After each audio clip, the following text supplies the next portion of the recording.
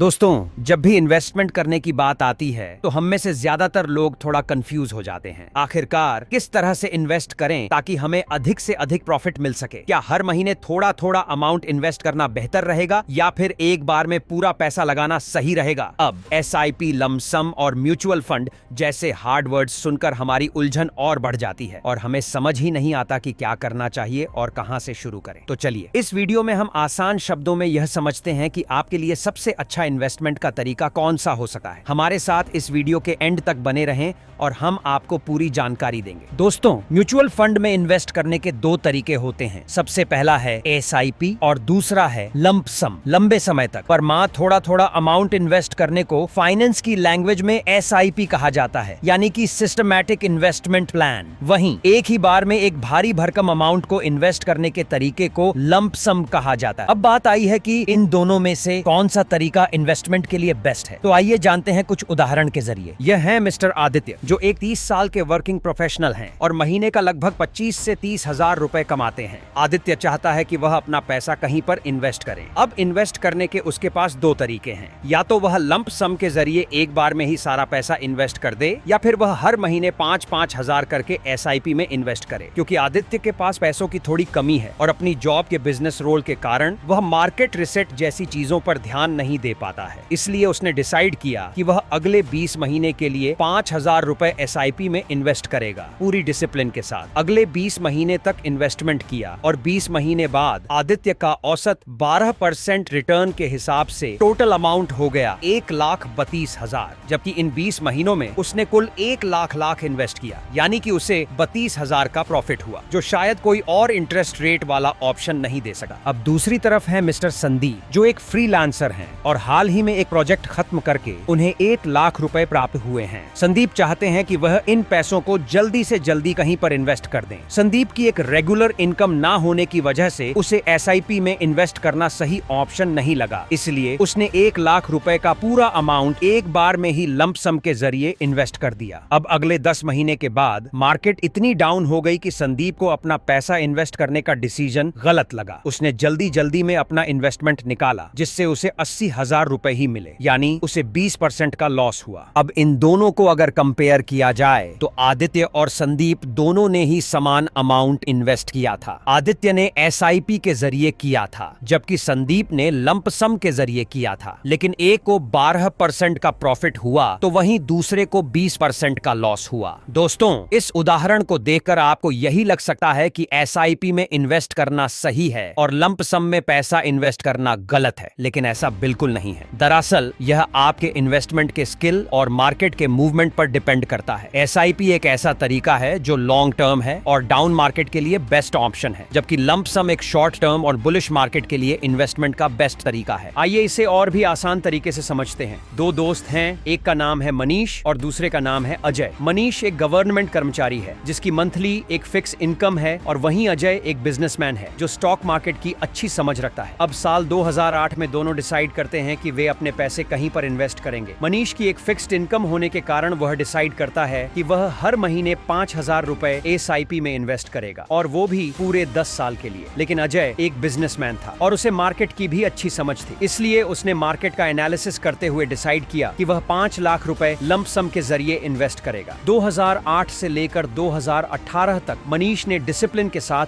प्रत्येक महीने 5,000 करके कुल 6,00,000 रुपए SIP में इन्वेस्ट कर दिए। अब 2018 में आकर उसके पास टोटल अमाउंट था 10,32,000 रुपए, यानी कि उसे लगभग 4,00,000 रुपए का प्रॉफिट हुआ, जो होता है 10% रिटर्न। वहीं दूसरी तरफ अजय ने 5,00,000 लंप सम में इन्वेस्ट किए थे, जो 2018 में आकर 30,55,000 रुपए हो गए, यानी उसे लगभग 26,00,000 रुपए का प्रॉफिट हुआ, जो कि होता है 20% रिटर्न। इन दोनों को अगर कंपेयर किया जाए तो हमें देखने को मिलता है कि मनीष और अजय दोनों ने ही 2008 में इन्वेस्ट करना शुरू किया था और दोनों ने ही 10 सालों के लिए इन्वेस्टमेंट किया था। लेकिन इसके बावजूद भी मनीष को 10% रिटर्न मिला, जबकि अजय को 20% रिटर्न मिला। तो अब ऐसा नहीं है कि लंप सम में इन्वेस्ट करना हमेशा ज्यादा फायदेमंद होता है। जैसा कि हमने पहले कहा, यह डिपेंड करता है आपके इन्वेस्टमेंट के तरीके और मार्केट पर कि मार्केट बेयरिंग है या बुलिश। अब दूसरे उदाहरण में अजय को मार्केट की अच्छी नॉलेज थी, इसलिए उसे पता था कि 2008 के फाइनेंशियल क्राइसिस के कारण मार्केट फिलहाल डाउन है, लेकिन आने वाले समय में मार्केट ऊपर जाएगी, यानी मार्केट बुलिश होगी, इसलिए उसने अपना पैसा एसआईपी के बजाय लंप सम में इन्वेस्ट किया। वहीं अगर हम संदीप के उदाहरण को देखें तो संदीप ने जिस समय इन्वेस्ट किया था उस वक्त मार्केट अपनी बॉटम पोजीशन में थी, लेकिन अगले 10 महीने में ही मार्केट बहुत डाउन हो गई। संदीप ने अपने लंप सम में इन्वेस्ट किए हुए पैसे जल्दी जल्दी निकाल दिए, यानी मार्केट उस समय बेयर थी, इसलिए संदीप को लंप सम के जरिए लॉस झेलना पड़ा। हालांकि अगर संदीप थोड़ा समय रुक जाता और आदित्य की तरह अपना 20 महीने का टाइम पूरा करता तो शायद उसे 20,000 रुपए का लॉस नहीं होता। दोस्तों, जहां लंप सम आपको हाई रिटर्न देने की क्षमता रखता है, वहीं उसमें रिस्क भी होता है। दूसरी तरफ एसआईपी में आपको